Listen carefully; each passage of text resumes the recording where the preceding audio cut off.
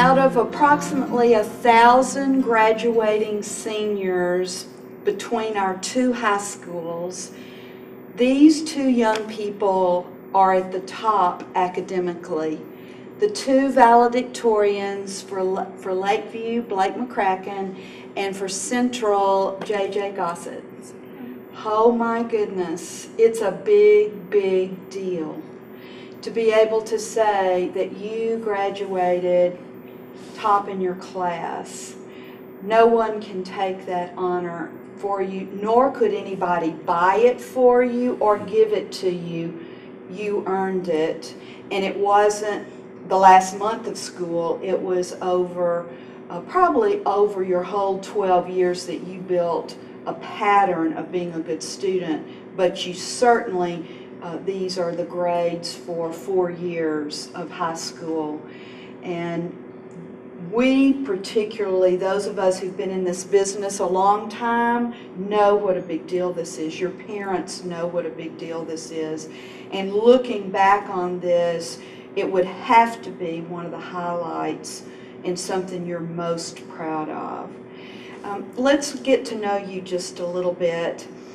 You two may not realize that the audience, I have learned over the year and a half we've been doing interviews of students, is a wide array of ages of folks who truly listen and look forward to new interviews.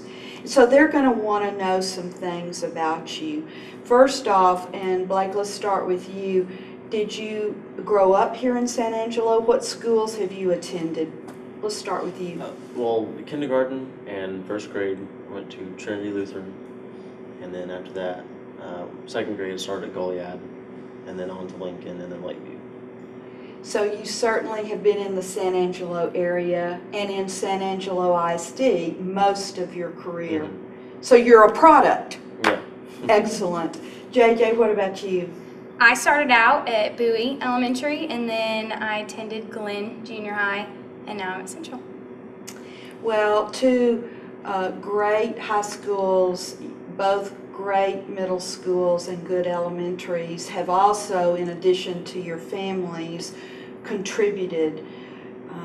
Teachers I know who know you are so proud and will feel like they have contributed, and they have, without a doubt. Can you tell me, I just mentioned teachers, has any one or two teachers at any stage of your career particularly you feel like contributed to your work ethic or your knowledge base? JJ, what about you? It started in elementary school, and my 6th grade teacher, Miss Howard, she was my favorite teacher of all time, and she actually made me grow to love science, and I used to hate it, and I'm actually gonna major in chemistry, so that's pretty exciting. And she took me to the state science fair and all of that. And then in junior high, Mrs. Bailey and Mr. Hawkins were both really influential teachers to me.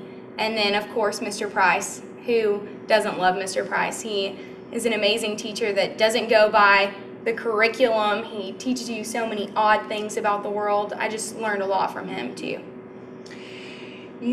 When you say learned a lot, because I certainly know Mr. Price, he, more than content, what did you pick up from those teachers? Well, Mr. Price, I think that he influences all of his students. You can tell that he really loves his job, and I realized that I want to love my job just as much as he loves his job, because you can tell that he just loves each one of us and he wants to get to know each one of us. And I really think that he is the most intelligent man that I've ever met in my life, because he not only restricts his knowledge to science and to biology or anatomy, he actually goes outside of the box and teaches us about the real world and what we're going to experience when we get out there. So a work ethic too. Mr. Price doesn't waste time in his classrooms, does he? No busy work. No, none at all. Blake, what about you? Who in the education arena has impacted you? Well, second grade, when I first started out at Goliad, I had a teacher, Ms. Luce, and she really kind of took me in and led me to what, the public schools were doing. They were doing a whole lot more reading, and the private schools were doing a whole lot more math, and so I was kind of behind on that. And she really helped me get my reading abilities up. And then in the fourth grade and seventh grade, I had a teacher, Miss Rigetti, and she just taught me a whole new way to do math. It was really weird, and I liked it a lot, and so she just kept giving it to me, and I enjoyed it. And then in junior high, I had a teacher, Miss Gully, who I'm still pretty good friends with, and then Mr. Eckert, who's an amazing Algebra 2 teacher. We went to UIL math competitions with him and did all that. Went to state. That was pretty fun. And then in high school, I have to say Mr. Norman is real fun. He's an Algebra 2 teacher, and he just likes to have fun, likes to teach, and he's tough. He is tough. Just like Mr. Price is tough. He's real tough. But I believe, you're both mature enough to know what a gift it was to have someone who could be fun but still be tough and teach you so much. Now talk about things outside of school. Have there been programs or people who have demonstrated for you different aspects, different behaviors or character traits that have led you to become what you are already, even still though you're young? Start with me? Yes. Okay. I think that, first of all, my family, that background, you have to have that strong base of family support. And I think we can both agree that we're right where we are today because of our families supporting us throughout. And I think that the Christian background of my family, that for sure has stuck with me, and that's one of my traits that I've carried with me. And also, I would say that throughout high school, a trait just in general with friends would have to be integrity that I've picked up on, because it's really tough in high school for people to keep their integrity, especially academic integrity. People, and you would think that in AP classes it wasn't the case, but it just, people have the stresses of keeping up their grades and doing well.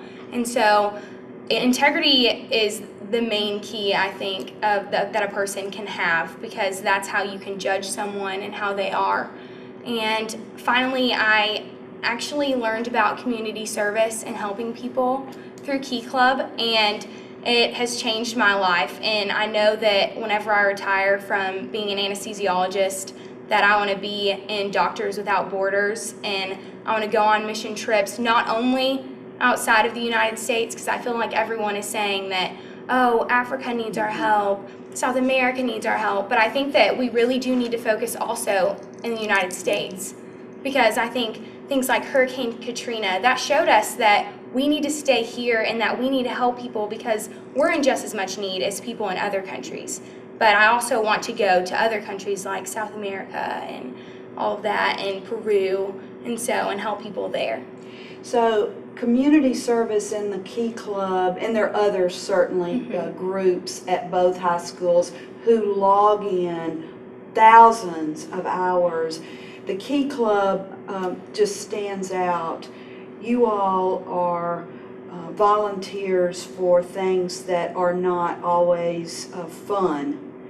Right. Some of them are dirty jobs. Definitely. And that people need help doing, and you all do them, and a lot of time no one even notices. Right. So I hope, JJ, that you and Blake now have tasted that, and that you will never forget what it feels like, even when you're really busy in undergraduate school and graduate work, that you will find a little window of time throughout to continue to give back. Good for you. Because this year, I almost hit 300 hours of community service, and that's not because we are going out and telling people, hey, we're here for Key Club, people actually come to us. Oh, yes. And that's the great thing about Key yes. Club is everyone knows that we're out there and that we're willing to help. Yeah. And it's great whenever you know that people are going to come to you and ask you, because some people shy away from that who are in need and say, no,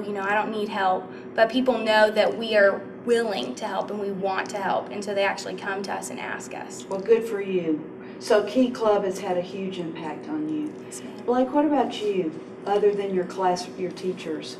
Well, I would definitely say my family. My family is what drove me to be this way. And actually, my dad went to all my teachers and said, make him work as hard as you can. And I think that's one reason that. And you're able now to thank him for that? Yes. Now, yes. After the fact. And only now, yes. And then I would have to say my church family. Just, a fellowship of that. It really helps a lot. I had a former preacher that really impacted me, and I'll always be grateful for him for that.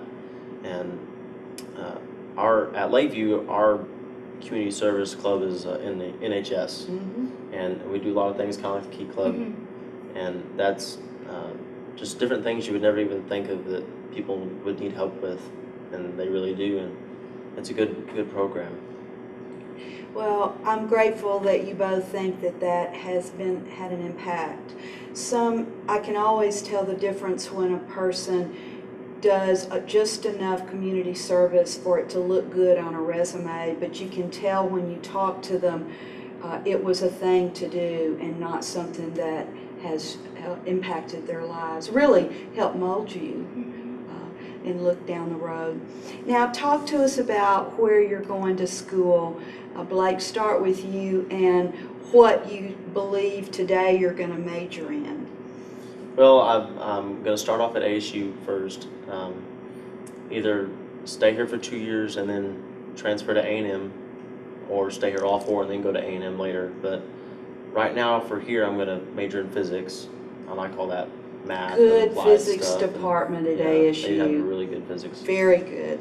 And plan on doing basically the same thing at A&M, maybe a little bit more engineer-based, but that's about So you want to be an engineer at this point, you believe? Okay. What about you, JJ? You said anesthesiologist. Yes, ma'am. So I'm going to attend Texas A&M University, going to be an Aggie in College Station, and I'm going to major in chemistry, I think. So I also like the sciences. I'm not a fan of physics, though, so good luck with that. But I love Somebody chemistry. has to yes, do it, someone has to do JJ. it and love it. So I'm going to do that through the pre-med program. For sure, I want to go through the medical field. Well, I do know that graduate schools and medical schools also look to see what you've done other than keep your nose in a book, which we would hope you do. Right. But now talk to us about your universities. ASU I know a little bit more about, and then our son did his undergraduate work at A&M. Do you know enough about your university to know what are you going to be a part of besides just going to class? Have you researched that?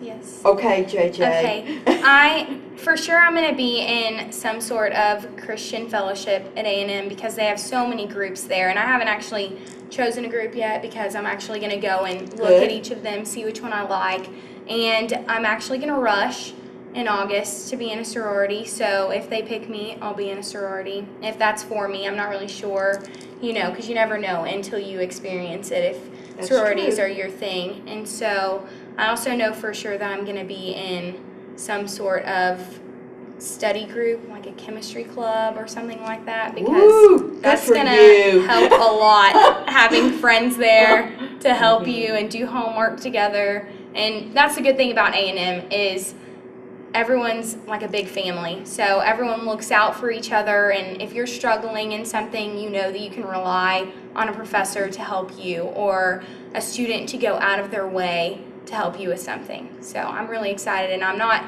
too nervous about my courses because I know people will be there. Your preparation here in San Angelo is going to stead you well. You'll do fine. J.J. at Texas A&M. Have you seen things at ASU, Blake, that are attractive to you that you would like to check out? Well, I applied for the honors program today. Good. I hope I can get that because they offer a lot of help extra too. And small classes. And a nice lounge too. Was that high on your list, Blake? Is that the high lounge? Yeah. Nice lounge. That's not a bad thing. Yeah. That's an okay thing. Yeah. I know that they have an FCA program there, and I'm thinking about seeing how that works out. If it's you know, something I'm looking for, because Lakeview has one, and I go to that, and I enjoy it. So I'm going to see if ASU's is like that or better. Other than that, I haven't really had time to look. Well, those are two worthwhile things. Your honors college at ASU and the one also at A&M gives you some friends who are trying to be good students as well.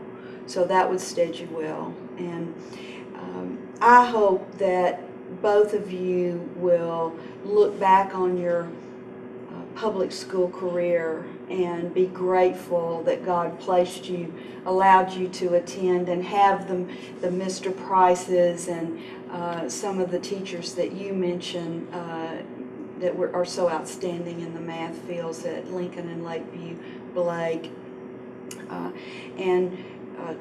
Then I have no doubt from what I've learned about you that you're going to keep contributing to your world. It's one thing to be an academic and keep absorbing and getting more knowledge and skills, but then to give back will be a great gift to this world that I look forward to watching. Thank you all for the honors that you are now bestowing upon us, because you are a gift and have been a gift to the teachers in whose classes you have been a part of. I'm sure they would have loved to have cloned you because I'm sure that your work was on time and done awfully well for you to have graduated the top of your classes of 1,000 students district-wide. Congratulations, young people. Thank you.